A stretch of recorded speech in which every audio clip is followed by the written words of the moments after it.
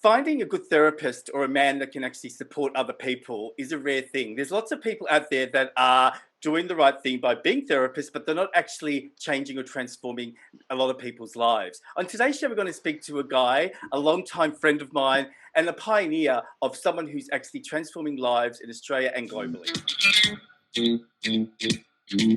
Hi, welcome to the Secret Men's Business Podcast. This is Joey Buzztall, and on today's show, we're going to be speaking to Nick Sutherland, a longtime friend of mine and an amazing therapist and transformational coach. Nick, how are you? I am transforming as we speak. Transforming as we speak. Yes, we all are. How are you on this beautiful day? I'm superb. I'm sitting in my new house, looking over the bay and the trees, and the sun is shining, and I'm speaking with a wonderful friend. So life. It's a lovely new house. So you, how was the move and the relocation? Was it easy or? Well, it's just everything happens the way it's meant to, I suppose. It's funny when we surrender and let go. We thought we were moving in mid-November, but then the tenants that were in the house that we bought moved out on settlement, which was the 22nd of September. So yeah, we've been able just to drip feed in instead of having to do it in one big hit, which everything has its pros and its cons. So it's good. It's been good. And we've known each other for quite a long time now. We're coming up to probably 12, 13 years. So, and, I've had you on the podcast before, but now that we're on YouTube, I really wanted people to see you rather than just hear you. So before we start, do you want to just give us a bit of a quick big rundown of what you do or, who you are? Yes. So when we met, I'd just come out of a pretty deep funk, ex-military, discharged with lots of mental health issues that, because I neglected them through just a lack of it, through ignorance, basically, just I didn't know what was going on. They deteriorated and became mental illnesses, so agoraphobia and severe depression and anxiety. And so I spent about a year with the help of a good therapist, digging myself out of that hole. Then it's just a natural transition. I wanted to help people, in the way that I was helped. So then I went and studied, and you were sitting there with your little professor hat on. We got chatting. So I studied clinical hypnotherapy and counselling to begin with, and then dabbled in all these other modalities and kept collecting tools, I suppose. So it's just a stock standard. I don't know. I was using hypnotherapy as a modality, so I was just a typical counsellor, I suppose, helping people out of suffering. But then a couple of years ago, I had a bit of a shift and thought, right, we need to take a different approach, because we're helping people out of their suffering, but we're not changing the reason they went into that suffering. So I changed my business model and rebranded and started a more educational approach. So MyndFit was born. We're trying to get people mentally fitter and healthier by A, realizing that we all have mental health, and B, that there's things that we need to do to get it in shape, and then C, there's things we need to do to keep our minds in shape, because by nature they'll run away into the doom and gloom, and they'll get very bent out of shape quite easily, as I've experienced personally. So I love that about you. I remember meeting you back in 2000, and I think it was 10 or something. It was about 8, I think. Okay, wow. And the thing I loved about you was, at that time, even though it wasn't really that long ago, I always thought that you were so approachable and easy. So you've got this natural gift of being able to, connect with people, and I think it's a great fit that you have therapy or healing as part of your journey. So with MyndFit and with your shift a few years ago, what is your vision in regards to how you want to see mental health roll out? So we've just opened up I've just shifted from an office, just a single office, and now brought a trainee on board, and we've taken over the lease of a whole building. We've got a meditation space in there. So MyndFit is based on Buddhist philosophy. So it's very, it's a combination of lived experience and psychotherapy and Buddhism. And so we're just trying to simplify it for people and not overcomplicate it. people get hung up on meditation. Oh, how many hours a day should I meditate, or what should I do? And we're just trying to simplify it by if the thought comes to your mind that you'd like to meditate, just close your eyes and focus on your breath. It can be 2 minutes or it can be 2 hours, whatever floats your boat. So, so are you saying that you're seeing that there was probably many layers or complications in the past, and now you're finding that if you simplify it, people actually are they connecting to that simpler approach, and that's your vision for moving forward? Yeah, well, we're just trying to remove all the barriers between a person in suffering and a person, living a more content and pleasant life. So I think the first thing we need to do is to remove all those barriers and just make it simple. We've got an office at work, and a client walked out, and his best mate was sitting on the couch in the lounge having a cup of tea and reading a magazine, waiting for his session. And he's like, "Oh, hey mate, how are you?" He's like, "Yeah, good on you." And they just had a bit of banter. There was no shame. There was no, "Oh God," the guy walking out actually recommended his friend to come and see me. And that's really what we're trying to create, is just a little community of like-minded people who don't see themselves needing therapy per se, or don't see themselves as broken or damaged or whatever. We're all ignorant, we're all incompetent, we're all mediocre to a degree, and that's all okay. So yeah, we'll come back to that in a moment. I mean, I just realized, is that your dog snoring? Yeah, probably. Yeah, she's... It's cute. It's cute. I can hear it. So before we explore that a bit further, can you just, with your experience, what do you feel are some of the main presenting issues that people are coming to? I know that we're all human, but what are the main things that you're noticing, especially through 2020, that people are talking about or experiencing? Well, once again, so I come at it from a Buddhist philosophy. Yeah? So, and that they say the source of all suffering is attachment and ignorance. So essentially, the law of nature is that everything is impermanent. Everything's constantly changing.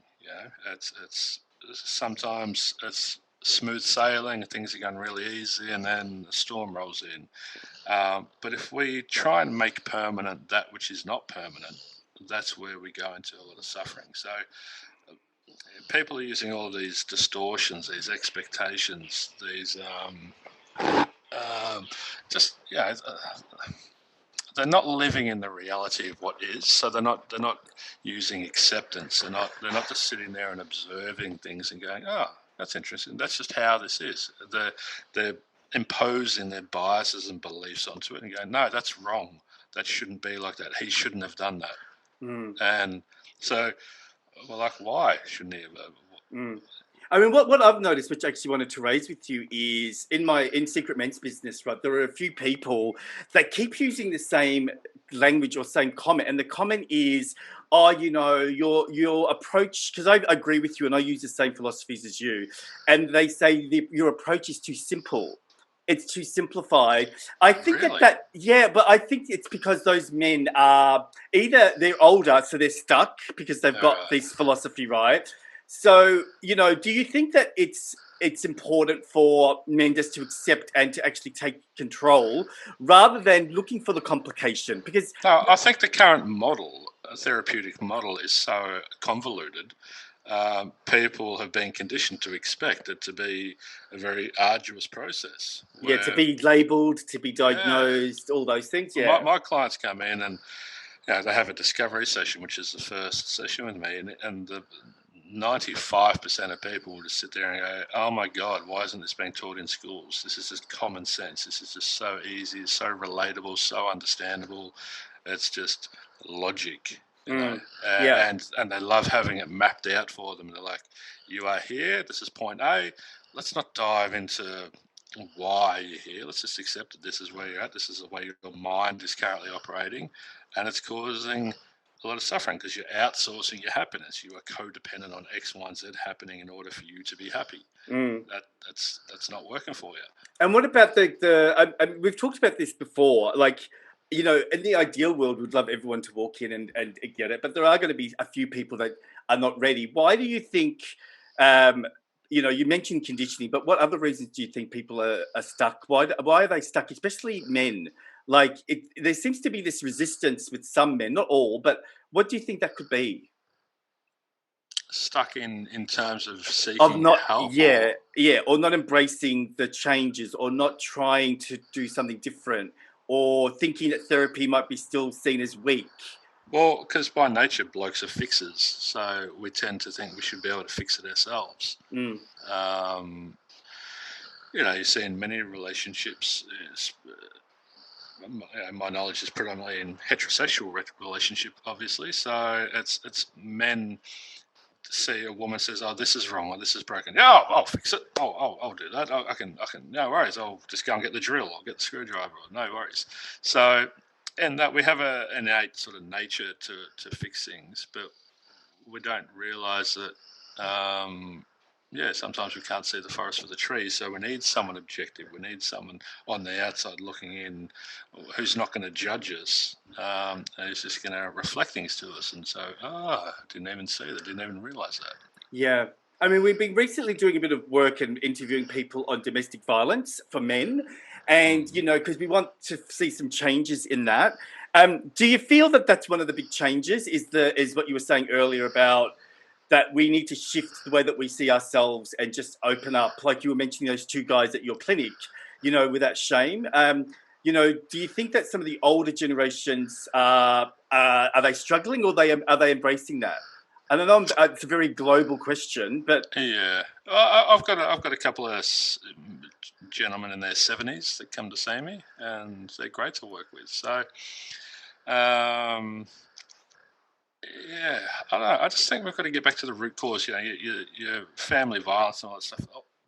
We're too heavily focused on the symptom and trying to change the symptom. We're trying to change people's behaviours. Or people go, "Oh, I shouldn't be thinking this, or I shouldn't be feeling this." It's hilarious how many people get agitated at their agitated mind, and so they're just compounding the issue and getting stuck in this cycle. So my philosophy once again is simple: just come back to the root cause.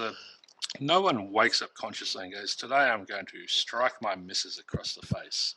yeah. Or Well, we were talking more about, I think, we were talking more about when it's the opposite. so when men are experiencing, Yeah, like when men are in, either, yeah, it's still suffering. sure. But I think that men, get out of this binary thinking for a minute. Get out of this, get into some non-duality, and it's just humans are hurting humans. sure, yeah. But the support part is that, like, for example, if a woman got hit, there's a whole system in place where the courts, the law supports her. And the reason why there's a bit of advocacy about this, because if a man is the victim, there's actually nothing in place. There's no support for, and I think it's got to do with what you were saying. It's just all got to do with the more we talk, the more that we accept, the more that we just allow it to come to the surface, then things will change. If we just stay stuck in the old ways, we've got to be fluid, but there's always going to be a minority. So there's always going to be a sector of society who's disadvantaged. It's just reality. So it's just important, I think, to acknowledge it and to start attending to creating some change to help them to feel more supported. It's all right. Okay, let's recognise that there is an issue here, and let's start putting some resources in place for these people. Yeah. And I know that you've been out on the road a few times and you've met people like at their workplace, or you've gone, traveling. So what have you discovered or found when you're meeting people on the road versus, say, people make a booking to come and see you? Like, say if you go into a place with this tradies, so I think you've done lots of that, right? So what's the difference? Or do you find that it's that men are quite eager and hungry for that attention?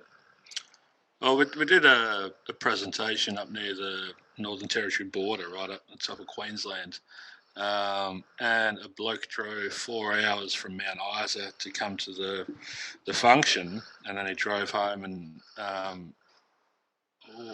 jumped on the phone and booked in an appointment, because the first question I ask people is, who here has mental health, and no one put their hand up. And 3 people did, and those 3, I asked them why they put their hand up, and they said, because I've had attempted suicide, or I'm on medication for bipolar, or blah blah blah. So it's such a simple question.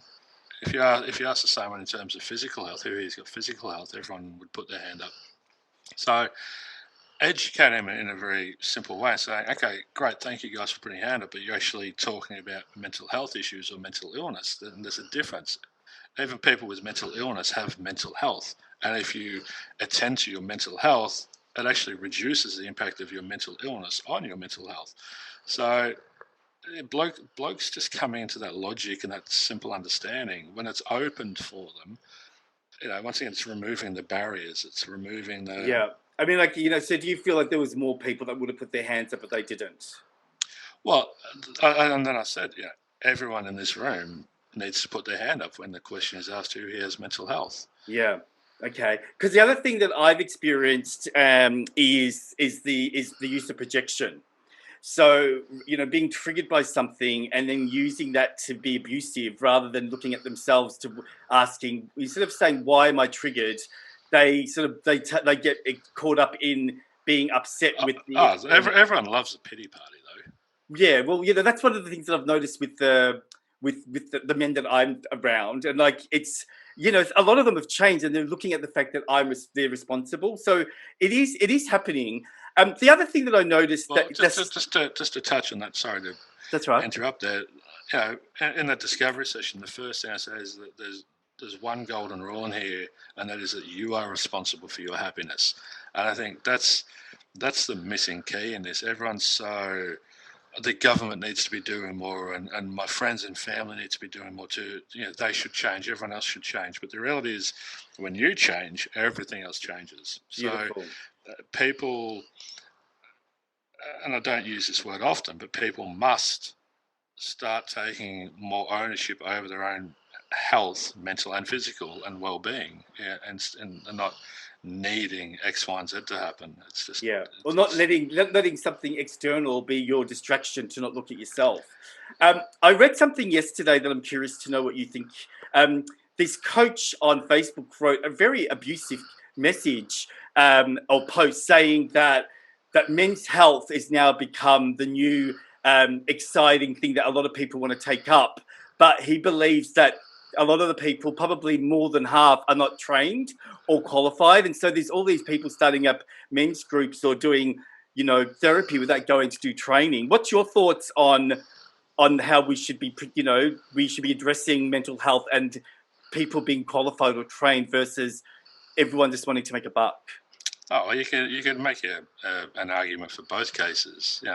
On one hand, it's great. The more support, the more talking about it, the better. But also, in that support, is it being effective, or are they just enabling people? So, I think it's a balancing act. Buddhism's all about the middle path. So it's that. All right, let's get some support, but let's make sure that people. I've got advocates, MyndFit advocates. And they're not trained or qualified in mental health, but they're going out there and doing presenting because they've been through a process where they've lived experience is I spoke to the National Mental Health Commissioner, Commission CEO, and the Suicide Prevention Advisor to the Prime Minister on a podcast.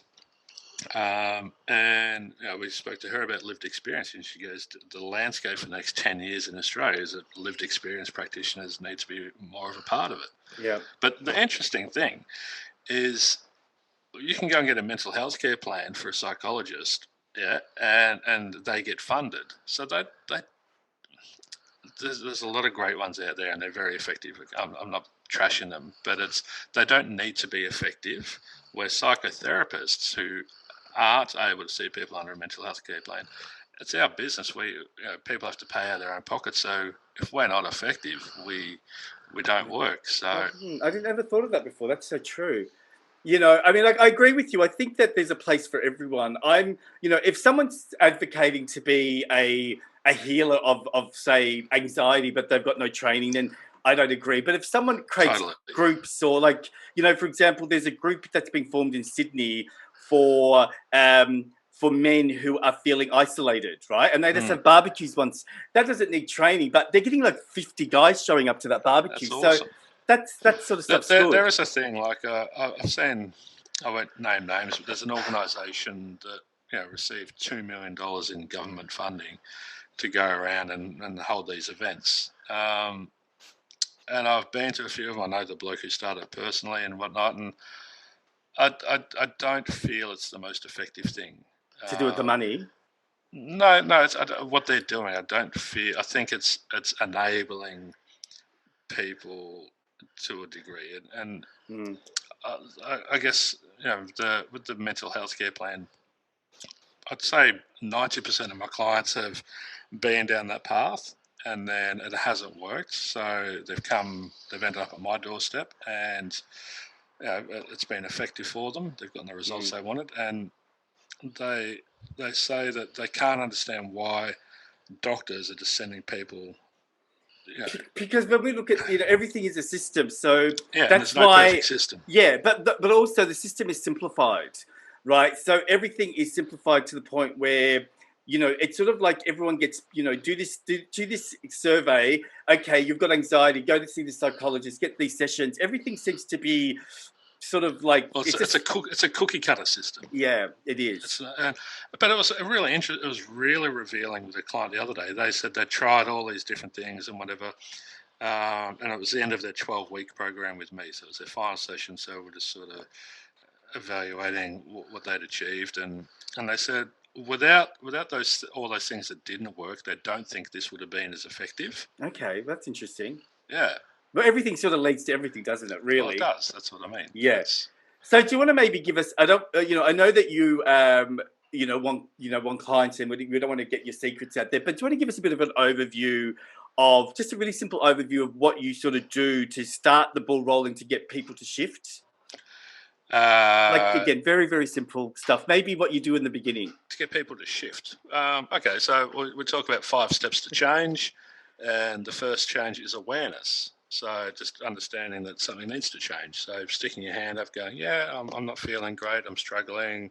This isn't me. I'm feeling a bit out of sorts. So having that awareness that I'm not okay is probably the first one, and then an acceptance that I need to do something about it, because a lot of people are aware, but then if you suggest it to them, they're hypersensitive about it. They'll go, no, I don't need to do anything. That's the typical male response, the stubborn, dig my heels in the sand. No, I'll be right. So that acceptance is really important. And once you've ticked those two things off, it's just being vulnerable. I think it's just. I mean, you and I are very similar. Exactly. I think that without those two things, you don't really have the foundation, don't you? Then I look for the third one is motivation. What's your motivation? And if some bloke's missus has just thrown him through the door and said, you go and get therapy or you get divorced, then he's not going to be motivated.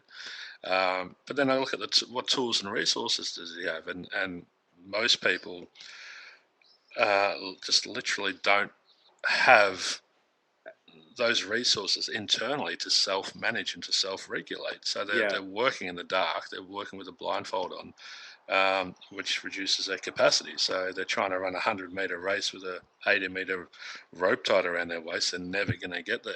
I mean, it's interesting because a lot of my clients in the past have said, "Oh, the work is very hard." Right, it's hard to do what you're suggesting, but they don't realize that what they're doing in the moment is harder. Living the life that they're living. Well, a guest on my podcast said, people change when they get sick and tired of being sick and tired. I agree. That's beautiful. Yeah, and the MyndFit motto is discomfort precedes success. And I talk very openly about the easy path and the hard path. And the easy path, when we keep taking the easy path, life gets harder. And when we take the hard path, it takes more effort. It takes more consciousness, awareness, energy. But when we do that, it changes our neurological pathway, creates a new normal, and life becomes much easier. Yeah. And because you've been through such a lot in your life, like, what would be your go-to Nick Sutherland, process or self-care that you put in place for you? Like, what's something that that you do regularly to make sure that you're balanced and on track? Just conditioning yourself to be present. That awareness is crucial. So people ask, how much do I meditate? And I have to explain there's a difference between a meditative practice, so sitting down and actually closing your eyes and meditating, but you can meditate while eating or walking from here to the car. So it's just trying to be as present as often as possible to So being in the now. Yeah, and so how am I feeling? Oh, I've just realised I've been triggered. Okay, so this hasn't made me feel this way. My reaction to that source of stimulus was to create anxiety, to feel anxious within myself. So where's that coming from? So I was looking within, as you were talking about before, instead of out there.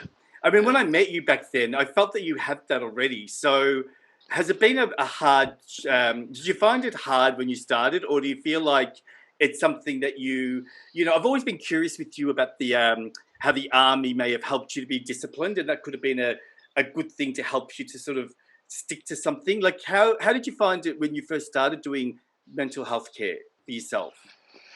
Um, Did the army help at all?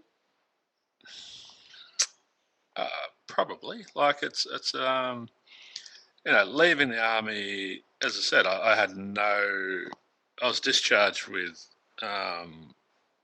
anxiety and mood adjustment disorders and PTSD and all these other things. So I left the army pretty bent out of shape, and that just got worse over the next 8 years. So it took me to hit rock bottom to then go and do something about it. And then from there, it was just, I went through a 12-month process where I had to deconstruct myself and then reconstruct myself. Like, it was a frame-off restoration. So when I did that, it just became so much easier. I didn't have to.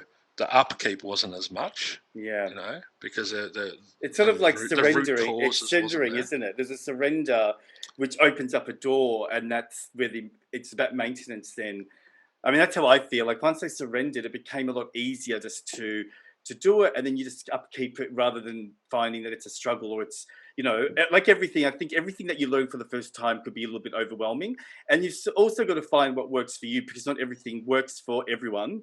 So, so for you, it's about 12 months, you think? Is that an average for most of your clients, or do you find that what you offer them is a quicker way to get there? Yeah, so we've got a 6-week, a 12-week, and a 12-month program. And the length of program is dependent on the depth of the person's suffering and how stuck they are, how deep in that rut, how deep in their distortions are they. So, and these are programs that everyone can benefit from. You don't have to have a problem to come and work with me. In fact, we're trying to create a more proactive approach. It's like a mental health gym. It's come and just, exercise your mind a bit, get your mind in shape. I love that. Yeah. I mean, like for those listeners who want to hear Nick's story, he was on the podcast probably at the very beginning, and what I'll do is I'll attach that link to this podcast. So if you want to hear his experience in the army and what happened to him coming out of the army, listen to that. And then this is sort of part 2 where he talks about his extension into working in mental health.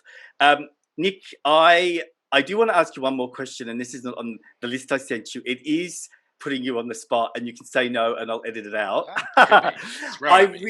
Because you and I are so close, I think that your experience of feeling love for the first time is something that is probably never being talked about the way that you felt it. And I was quite privileged to be the person that you were sharing those feelings with. Do you mind sharing with the listeners what that feeling was like to experience an emotion that you've never felt before called love? It was horrible.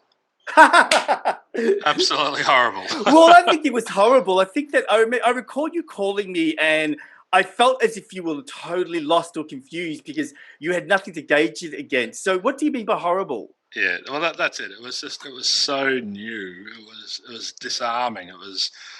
I lost all of my capacity to function around this woman. It was beautiful in its horror. It was.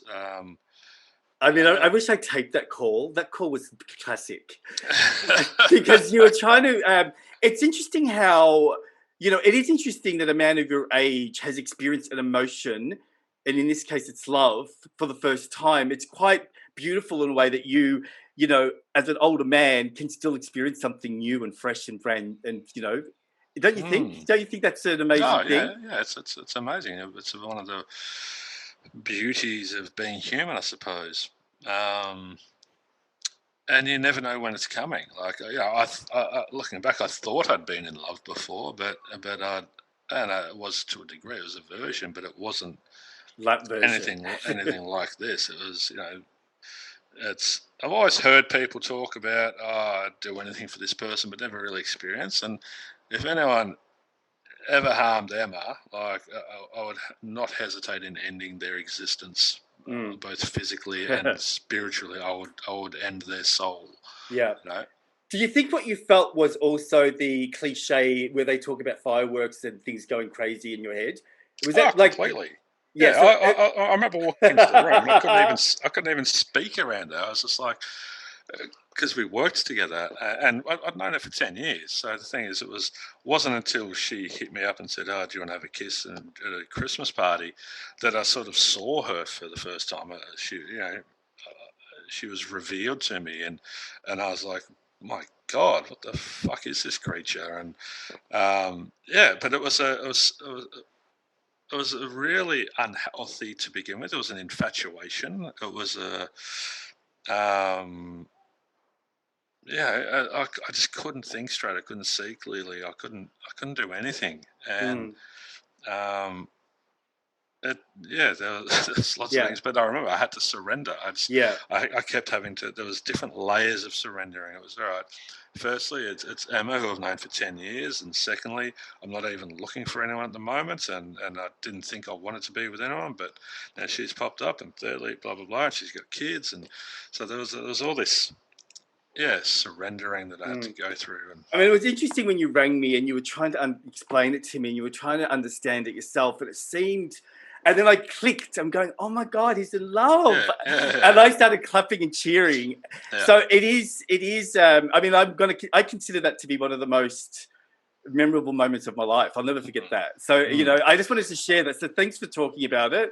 Thank you for taking time out and talking to us on your day off, and, keep up your good work. And I'm sure we'll have you on the podcast again as you continue to change people's lives.